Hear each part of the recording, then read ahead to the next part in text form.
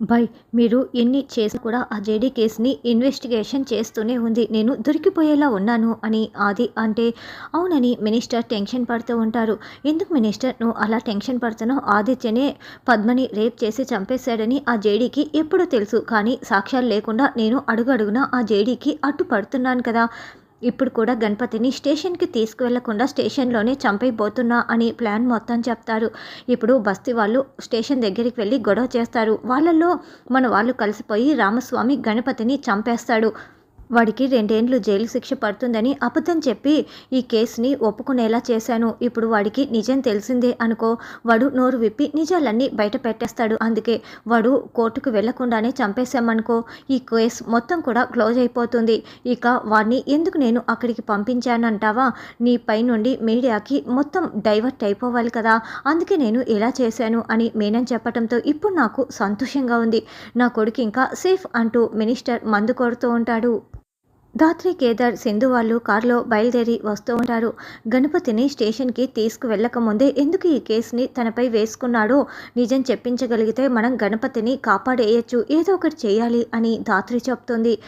తర్వాత ఇన్స్‌పెక్టర్ లాకప్‌లో ఉన్న గణపతి దగ్గరికి వచ్చి, "ఏ గణపతి, కాసేపట్లో నిన్ను కోర్టుకి తీసుకువెళ్తున్నాము. జాగ్రత్తగా రెడీగా ఉండు" అని చెప్తుంటే, అలాగేనని గణపతి అంటాడు. ఈ లోపల కానిస్టేబుల్ అక్కడికి వచ్చి, "సార్ ఒకసారి బయటికి వచ్చి చూడండి సార్, బస్తీ వాళ్ళు వచ్చి గొడవ చేస్తున్నారని" చెప్పడంతో ఇన్స్‌పెక్టర్ పరుగులు పెడుతూ బయటికొచ్చి వాళ్ళకి నచ్చచెప్పటానికి ప్రయత్నిస్తూ ఉంటాడు. అయినా కూడా వాళ్ళు అసలు వినకుండా, "ఏంటి వాడిని తప్పించాలని చూస్తున్నారా? లేదు మేము చంపేస్తాం" అంటూ అరుస్తూ ఉంటారు. ఈ లోపల మీనన్ వాళ్ళ మనుషుల్ని, రామస్వామిని వాళ్ళలో కలిసిపోయి ప్లాన్ అమలు చేయమని చెప్పడంతో రౌడీలు కూడా అక్కడికి వస్తారు.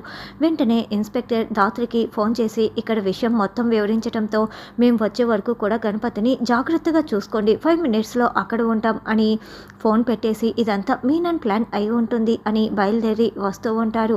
ఈ లోపల ఇన్స్‌పెక్టర్ వాళ్ళని అదుపు చేయలేక రివాల్వర్‌ని గాల్లోకి పేలుస్తూ ఉంటారు. "నువ్వు ఏది చేయకూడదో అదే చేశావు ఇన్స్‌పెక్టర్. ఇదే నాకు కావాలని" మీనన్ దూరం నుంచి చూస్తూ చాలా సంతోషపడుతూ ఉంటారు. రౌడీలు, బస్తీ వాళ్ళు అందరూ లోపలికి చొచ్చుకు వచ్చి రామస్వామి నేరుగా గణపతి దగ్గరికి వచ్చి కత్తితో పొడవబోతూ ఉంటే అతను కత్తిని అడ్డుపట్టుకొని గొడవ పడుతూ తప్పించుకోవడానికి ప్రయత్నిస్తూ ఉంటారు. ఈ లోపల జేడీ, కేడీ, సింధు వాళ్ళు అక్కడికి వస్తారు.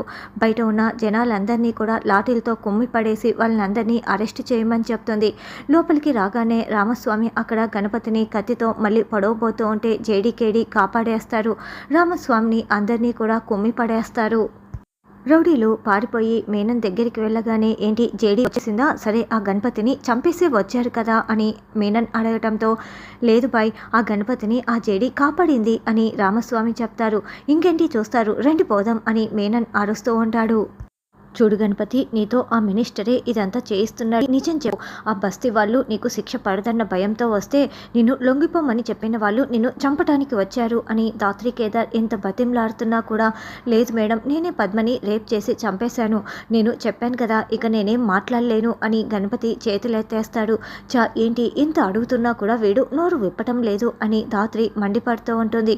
"చూడండి ఇన్స్‌పెక్టర్, మీరు వెంటనే ఆ గణపతిని మా స్టేషన్‌కి హ్యాండ్ ఓవర్ చేయండి. నేను చూసుకుంటానని" ధాత్రి చెప్తుంది. ఇంత జరిగినా కూడా నోరు విప్పలేదంటే ఇంకెప్పటికి నోరు విప్పడనే కదా మేడం అని సింధు అంటే, "అసలు గణపతిని ఏం చెప్పి ఒప్పించాడో గణపతి ఇంటి నుండి మొదలు పెట్టాలి. పద అక్కడి నుంచి ఇన్వెస్టిగేషన్ మొదలు పెడదాం" అని ధాత్రి అంటుంది. "జేడీ, నీ నెక్స్ట్ స్టెప్ ఏంటబ్బా" అని మీనన్ ఆలోచిస్తూ ఉంటాడు. తర్వాత జేడీ, కేడీ, కిరణ్, రమ్య, సింధు గణపతి వల్ల ఇంటి దగ్గరికి వస్తారు. "మేడం, అదే గణపతి వల్ల ఇల్లు" అని సింధు చెప్పటంతో, "సరే కిరణ్, రమ్య మీరిద్దరూ ఇక్కడే ఉండండి. మేము వెళ్ళి లోపలికి నిలదీసి వస్తాము" అని జేడీ చెప్తుంది. ఇప్పుడు లోపలికి వెళ్తే వాళ్ళ అమ్మ నాన్న ఏం మాట్లాడతారు, అసలు గణపతికి ఏం చెప్పి ఒప్పించారన్న నిజం బయటికి రావాలి. రాకపోతే అని సింధు అంటుంది. "రాకపోతే మేడం దగ్గర ప్లాన్ బి ఉంటుంది. అందుకే మా ఇద్దరిని ఇక్కడే ఉండమనింది" అని రమ్య అంటే, "అవునా, ప్లాన్ బి కూడా ఉందా అక్క మేడం" అని సింధు అంటే, "మేడం దగ్గర ప్లాన్ సి కూడా ఉంటుంది రెడీగా" అని రమ్య అంటుంది.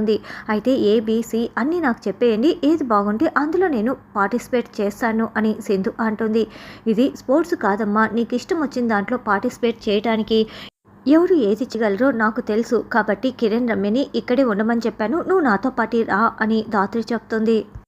ఆంటీ మేము గణపతి ఫ్రెండ్స్ అంటూ జేడీకేడి సింధు లోపలికి వస్తారు. రెండమ్మా రండి, మీరు గణపతికి ఏ విధంగా ఫ్రెండ్స్ అని ఆవిడ అడుగుతూ ఉంటుంది. గణపతి వాళ్ళ నాన్న బెడ్పై పడుకొని సెలైన్ పెట్టుకొని ఉంటాడు.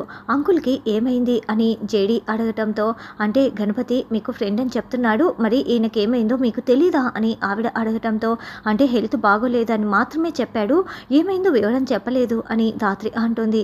చూడమ్మా, ఆయనకి 2 కిడ్నీలు పాడైపోతే మొన్ననే కిడ్నీ ఆపరేషన్ చేశారు, ఒక కిడ్నీ డొనేట్ చేశారు, ఆపరేషన్ 20 లక్షల ఖర్చుతో కూడుకున్నది అని వాళ్ళు చెప్పడంతో 20 లక్షల అంత డబ్బు ఎక్కడిది అని ధాత్రి అడుగుతూ ఉంటుంది. చూడమ్మా, అవన్నీ మీకెందుకు, అయినా కూడా గణపతి కోసం వచ్చారన్నారు, గణపతికి అలా అయినందుకు మీరు బాధపడుతున్నందుకు థ్యాంక్స్ అమ్మా, ఇక మీరు వెళ్ళి రండి అని ఆవిడ చెప్తుంది. అదేంటంటే అసలు అంత డబ్బులు ఎక్కడివని అడిగినందుకు మీరు ఇలా మాట్లాడుతున్నారు, గణపతిని కాపాడుకుందామనే వచ్చాము అని ధాత్రి అంటుంది. చూడమ్మా, వాడు అలాంటి పని చేశాడంటే మాకు కూడా నమ్మాలనిపించటం లేదు, ఇదంతా గణపతే చూసుకున్నాడు, మా పుట్టింటి వాళ్ళు పెట్టిన నగలు ఉంటే వాటిని తాకట్టు పెట్టి ఈయనకి ఆపరేషన్ చేయించని ఆవిడ చెప్తుంది. అవునా ఆంటీ, అంత డబ్బులున్నాయా మీకు, బంగారంతో వచ్చిన డబ్బులు అని ధాత్రి అడగటంతో, అవును పక్క వీధిలో ఉన్న సేరు దగ్గర తాకట్టు పెట్టాంలే అని ఆవిడ అబద్ధాలు చెప్తూ ఉంటుంది.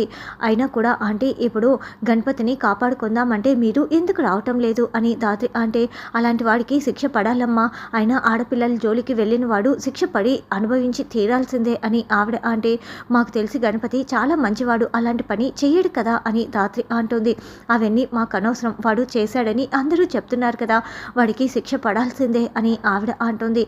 అంటే పోలీసులు ఎన్కౌంటర్ చేస్తారేమోనని భయంగా ఉంది అని ధాత్రి కేదార్ చెప్పగానే, ఏంటి మా గణపతిని ఎన్కౌంటర్ చేసేస్తారా, ప్రాణాలు తీసేస్తారా, వాడు అసలు ఏం తప్పు చేశాడని, నా కోసం వాడు ఎంత చేస్తున్నాడు తండ్రిని కాపాడుకోవటం కోసం అని అతను అరుస్తూ చెప్తూ ఉంటే, ఏమండి కాస్త ఊరుకోండి అని ఆవిడ మధ్యలో అడ్డుపడి, క్షమించండి అమ్మా, అతను మందులు వేసుకుంటున్నాడు కదా, అందుకే మా ఆయన నోటికి ఇష్టం వచ్చినట్లు మాట్లాడుతున్నారు, అవేవి పట్టించుకోకండి, మా రాత ఎలా ఉంటే అలాగే జరుగుతుంది, దయచేసి మీరు వెళ్ళండమ్మా వెళ్ళండి అంటూ ఆవిడ దండం పెట్టి అరుస్తూ ఉండటంతో, అలాగే ఆంటీ అంటూ బయటికి వచ్చేస్తారు. మేడం వాళ్ళు నిజం చెప్పారా అని రమ్య అంటే, వాళ్ళు ఒక్క క్లూ కూడా ఇవ్వలేదు తెలుసా, గణపతి కంటే బాగా స్ట్రిక్ట్గా ఉన్నారు, అంత బాగా తప్పించుకొని మాట్లాడారు అని సింధు అంటే, లేదు వాళ్ళు దొరికిపోయారు, గణపతి వల్లే ఈ ఫ్యామిలీ మొత్తం నడుస్తూ ఉంది, వాళ్ళ నాన్నకి 2 కిడ్నీలు పాడైపోయాయి, ఇన్ఫ్లుయెన్స్ ఉపయోగించి కిడ్నీ ఆపరేషన్ కూడా చేయించారు, ఖచ్చితంగా వెనుకొండి ఇదంతా ఎవరో నడిపిస్తున్నారు, వాళ్ళు ఎవరన్నది మనం సాక్ష్యాలతో కనిపెట్టాలి అని ధాత్రి అంటే, ఒక పని చేద్దాం అక్క మేడం, ఇప్పుడు గణపతి బ్యాంక్ అకౌంట్ మొత్తం చెక్ చేశామనుకో 20 లక్షలు ఏ అకౌంట్ నుండి వచ్చిందో తెలిసిపోతుంది, అప్పుడు పట్టుకోవచ్చు అని సింధు అంటే, ఇంత చేసిన వాళ్ళు బ్యాంకులో ఒక్కసారిగా గణపతి పేరు మీద 20 లక్షలు పడితే దొరికిపోతారని వాళ్ళకి తెలీదా, క్యాష్ ఎందుకు అలా బ్యాంకులో వేస్తారు, అలా చేయని కాక చేయరు, వాళ్ళు చాలా పకడ్బందీగా ఉన్నారు కాబట్టి అది కాదు అని కొంత డబ్బుని కవర్లో పెట్టి, చూడు రమ్య ఈ కవర్ని తీసుకువెళ్ళి వాళ్ళ చేతికి ఇచ్చి నేను చెప్పమన్నట్లు చెప్పు అని ఏదో ఒక ప్లాన్ చెప్తుంది. మేడం మీరు ప్లాన్ బిని అమలు చేస్తున్నారు, సూపర్ అక్క మేడం అని సింధు పొగుడుతూ ఉంటుంది.